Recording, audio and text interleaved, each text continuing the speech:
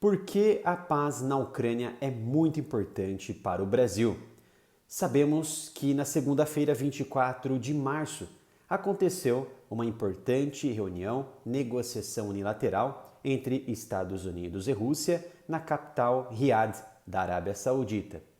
E nessa reunião contou com a presença de delegações da Rússia e dos Estados Unidos intermediadas pela Arábia Saudita e o debate principal foi um possível cessar-fogo, não necessariamente o fim da guerra, mas um cessar-fogo por um tempo limitado, de 30 dias ou menos, já que a própria Rússia declarou abertamente que não estaria disposta a fazer um acordo prolongado acima de 30 dias.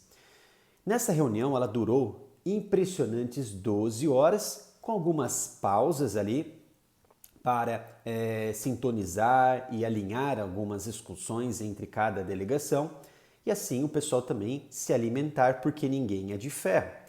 Então a integridade dessas discussões, dessas negociações ainda permanecem em segredo e provavelmente todo o conteúdo, o teor dessa discussão será repassado para os seus respectivos líderes e também chefes de Estado, por exemplo, Sergei Lavrov, não de Estado, mas de relações exteriores, como Sergei Lavrov, da Rússia, e Marco Rubio, dos Estados Unidos, e assim todo um filtro e detalhes serão repassados para os respectivos líderes, como Putin e Trump.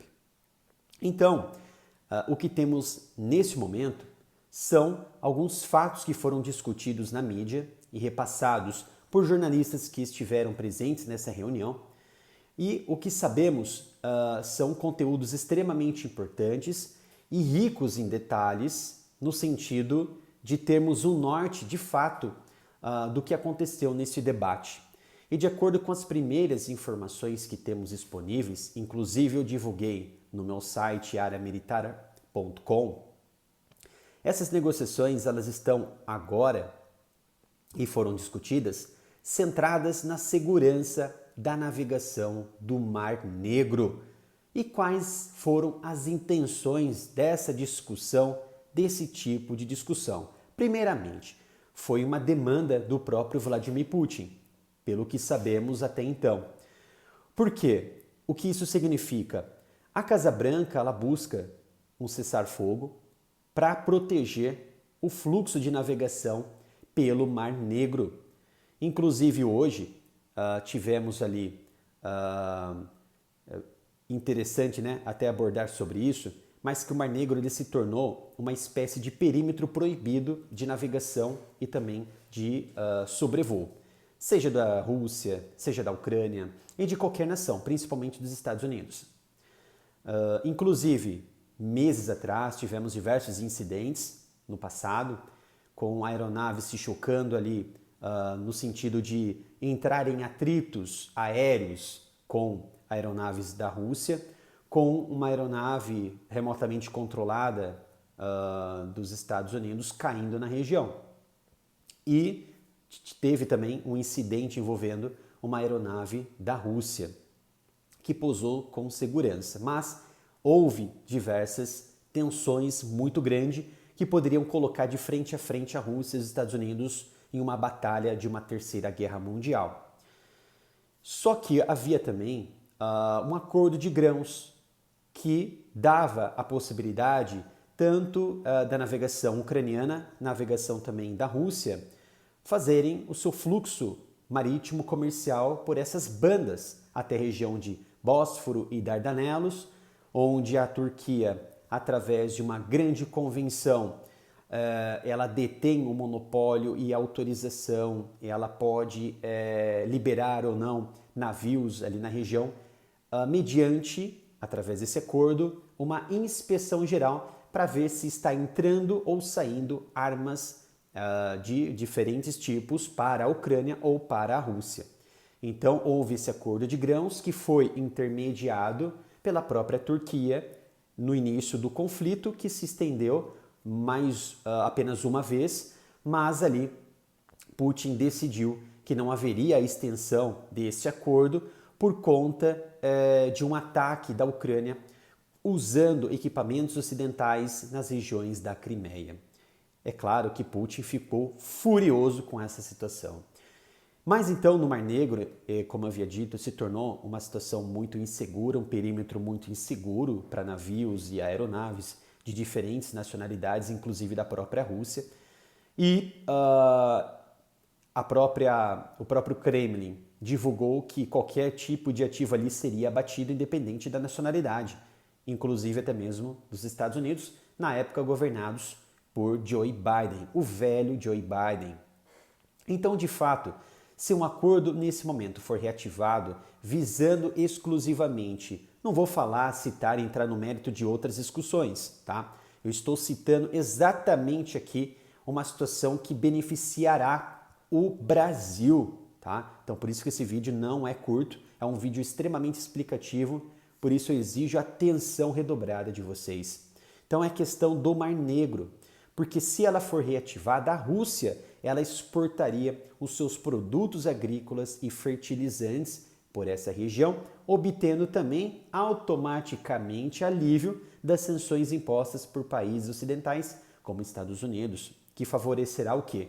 O escoamento de grãos também para a Ucrânia.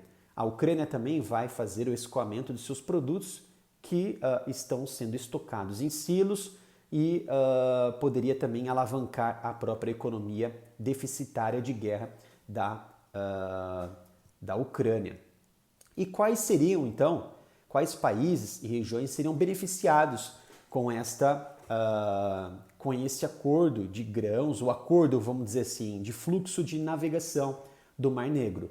Primeiramente, sem dúvida alguma, a própria Federação da Rússia.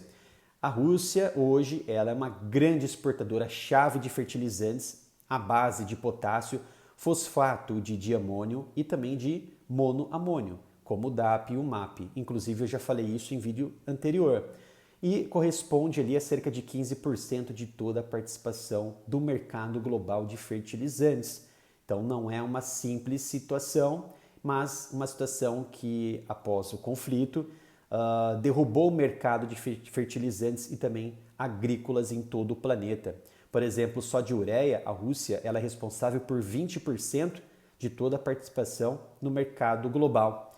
E principalmente do MOP também, que corresponde a 30% de toda a participação global. Mas o que é o MOP? É a exportação nada mais e nada menos de amônia, o muriato de potássio. Que também, junto nesses 30%, tem a exportação de amônia e do muriato de potássio, que é o MOP. Então, um acordo, novamente, de livre circulação de mercadorias marítimas, não digo a circulação aérea na região, abrindo espaço aéreo, isso provavelmente já foi descartado porque ainda apresenta um risco muito grande para o conflito, para ambas as nações, que poderiam ser confundidos, qualquer ativo aéreo, com um ativo inimigo e assim problemas muito graves poderiam acontecer, como por exemplo abater uma aeronave civil, uma aeronave de passageiros comerciais, que poderia, sem dúvida alguma, causar uma comoção internacional e um problema muito grande para todas as partes, principalmente para os Estados Unidos, que seriam os responsáveis também por esse acordo. Então, a princípio, a Rússia ela se beneficiaria muito dessa situação. E segundo, quem vocês acham que se beneficiariam de um acordo de fluxo comercial como esse, fluxo marítimo, e que provavelmente seria um grande acordo, a princípio que daria margem para um cessar-fogo de dias, é claro, não prolongados. Quem vocês acham? Antes de eu falar sobre o segundo país e também os benefícios que ele receberia, eu peço gentilmente para se inscrever aqui no canal, ativar o sino de notificação, que está ajudando muito na continuidade aqui do meu trabalho no YouTube. Também peço para entrar em minha loja de camisetas através do site umapenca.com/área militar. E, se for possível, fazer qualquer doação, qualquer contribuição através da chave Pix, canalaramilitarov@gmail.com. Por isso que eu peço, por conta do quê? Um dos motivos é que, infelizmente, a monetização do canal foi restringida pelo YouTube por conta da sensibilidade dos assuntos aqui.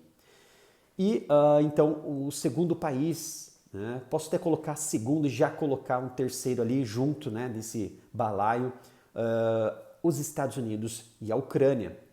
Por exemplo, só os Estados Unidos, mesmo nesse conflito e ajudando a Ucrânia a se armar e lutar contra a Rússia, os americanos, eles importaram da Rússia uma quantidade muito importante de fertilizantes na casa de 1,3 bilhão de dólares durante o ano passado inteiro. E isso é uma estatística e um dado importante, um dado oficial do Banco de Dados Comtrade das Nações Unidas sobre comércio internacional. Então aqui não tem nenhuma manipulação de número, é um número oficial, como sempre trago para vocês, números oficiais e números corretos.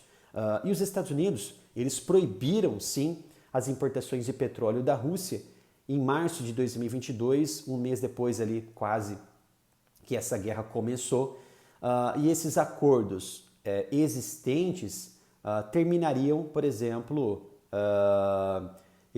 na verdade essas sanções terminariam com uma aproximação novamente dos Estados Unidos com a Rússia, que poderia beneficiar uma nova relação de mercado com os russos, abrindo mercados de exportação, como por exemplo de petróleo, como de fertilizantes, expandindo esse comércio bilateral, que foi muito importante nos anos anteriores, mas que agora está com um problema muito grande por conta do conflito. E há uma questão também de melhorar esse poder de compra interno dos Estados Unidos, porque quando a guerra começou, houve uma diminuição da oferta de matérias-primas para a produção de alimentos em todo o mundo, principalmente nos Estados Unidos. A questão do setor energético entrou em crise, os preços se elevaram, o galão de combustível nos Estados Unidos se elevou, na Europa também, trouxe aumento do preço dos fretes, aumento do preço das mercadorias. E o que aconteceu? O poder de consumo dos americanos caíram. E os americanos estão acostumados com um poder muito grande de consumo, porque o dólar é muito forte e eles não estão acostumados com isso. Tem empresas de alto posto que praticamente empregam 300 pessoas num posto inteiro, entendeu? Em um único posto, perdão. E eles não estão acostumados com uma diminuição do poder de consumo, e isso trouxe o quê? Uma impopularidade para Joe Biden, e que foi refletida, sem dúvida alguma, nessas eleições que aconteceram no ano passado. E também os Estados Unidos tiraram a Rússia do sistema de pagamento global SWIFT, que dava, na verdade, às empresas russas, principalmente uma empresa do Banco Agrícola Russo, esse comércio no exterior, né? Que poderia receber dinheiro de pagadores, também de distribuidores e fornecedores de uma forma muito ágil e rápida, não precisando entrar em questões, por exemplo, com a China, fazendo ali o uso acelerado de criptomoedas, o uso de bitcoins como reserva ou como transação, porque você tem sim um pequeno rastreamento, só que são situações mais complexas que, mesmo utilizando criptomoedas, essas sanções que foram impostas contra a Rússia poderiam também refletir em sanções contra empresas que realizam empresas ocidentais que realizam comércio com a Rússia mediante não uso tradicional de meios comerciais como SWIFT ou outros bancos internacionais, mas sim usando a criptomoeda. Então, esse jeito de burlar o sistema, as sanções americanas, também poderiam ser ruins para as próprias empresas americanas, entre outras, de outros países, que tentariam burlar esse sistema. Então, um dos motivos da Rússia se reaproximar dos Estados Unidos e tentar ali um acordo seria voltar o SWIFT para o Banco Agrícola da Rússia, que é ali um nome bem difícil, né, de falar, mas é o Rossbank, que é um banco agrícola da Rússia. Isso seria fundamental para a normalização do comércio, no fluxo comercial no Mar Negro, tanto para a Ucrânia quanto para a Rússia. E qual que é o terceiro país que se beneficiaria, sem dúvida alguma, com tudo isso? E eu já cantei a bola, o próprio Brasil. Para vocês terem ideia, a Rússia ela responde sozinha por 23% das importações brasileiras de fertilizantes, somando ali algo em torno de 15,2 bilhões de dólares, na casa dos 78 bilhões de dólares só em 2022. Em 2022, Jair Bolsonaro, então presidente do Brasil, ele prevendo uma crise muito grave com os mercados globais, os setores energéticos, principalmente de diesel, fertilizantes e setor do agronegócio. Ele foi até a Rússia, conversou com Putin e assim eles decidiram estender alguns contratos e manter o fornecimento de fertilizantes para o Brasil por longos períodos, o que isso contribuiu com a estabilidade do preço aqui do Brasil e a estabilidade comercial entre as partes. Isso foi muito bom, porque o Brasil é um dos principais fornecedores de alimentos para todo mundo. Sem o Brasil, o mundo não é o mesmo, o mundo sofre e as consequências são graves, são gravíssimas. E assim a soja, por exemplo, aqui no Brasil, é o principal grão, o principal elemento no setor da agricultura que recebe fertilizante. Por exemplo, somada com o milho, somada com a cana-de-açúcar e o algodão, essas 4 culturas extremamente diversificadas e importantes para o Brasil absorvem mais de 90% de toda a importação de fertilizantes em solo sagrado da agricultura brasileira. Então, dados de 2021 mostram que o valor importado em fertilizantes da Rússia é quase 70% maior do que o segundo colocado nesse setor de importação, que é a China, de onde importamos 2,1 bilhões em fertilizantes com dados oficiais de 2021. Então, o fim da guerra, a retomada da normalidade, não precisa ser de forma momentânea, mas progressiva, como está acontecendo nesse momento. Então, essa volta da normalidade no mercado global, no mercado econômico, no mercado de energético, no mercado de grãos, no mercado agrícola, somada também à questão de energia, tanto da Rússia quanto da Ucrânia, é extremamente importante para a estabilidade do Brasil. E é claro, para todo mundo, porque um Brasil bem é um mundo melhor. Um Brasil produtivo em alimentos é um mundo que come melhor e com melhor qualidade. Então é preciso a gente entender que essas negociações, hoje acontecendo em Riad e que vai acontecer agora com a Ucrânia, porque de um lado conversa, do outro também tem que ter conversa, tem que ter a participação da Ucrânia. As negociações elas são extremamente importantes. Então, mesmo que haja divergência entre as partes, mesmo que não se cheguem nesse momento a um acordo, essas discussões em si, esse debate é um ganho assim enorme, porque houve ali quase 3 anos de guerra e 3 anos de pessoas caladas que não se manifestaram para se sentar à mesa de negociação e assim estimularem e colocarem na mesa as suas diferenças, as suas demandas e se chegar ali a um acordo, ou pelo menos um esboço de um acordo. E Joe Biden se manteve afastado junto com a Europa, incentivado pelos líderes europeus, empurrando Zelensky para um isolacionismo muito grande para não se sentar à mesa de negociação com a Rússia. E o Brasil, ele não faz parte dessa guerra. O Brasil ele não está acoplado e não está do lado desse conflito.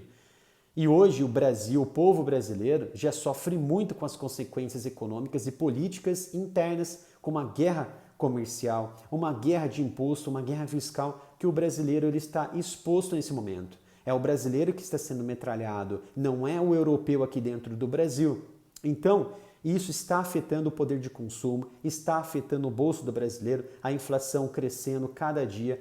Tivemos ali uma alta do IPCA, da inflação, do índice de inflação do Brasil no mês passado, que teve ali um dos piores momentos, e é claro que isso afetou toda a estabilidade da sociedade e as famílias que não têm dinheiro suficiente para comprar comida suficiente e colocar na mesa.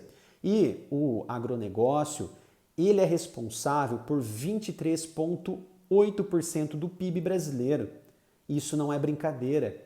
Com destaque aqui para a safra agrícola de 2022 e 2023, que foi estimada em 322,8 bilhões de toneladas. Então, essa é importante do agronegócio, que vira e mexe está sendo ali metralhado por um governo que é um governo que não pensa no futuro, é um governo que não está preocupado com a estabilidade do país, mas sim com o próprio bolso e com a própria liderança de poder político. Então, sem fertilizantes e sem insumos estrangeiros, certamente o Brasil ficaria à mercê, ficaria à deriva. Imagina o Brasil sem quase 24% do PIB, da agricultura, do agronegócio.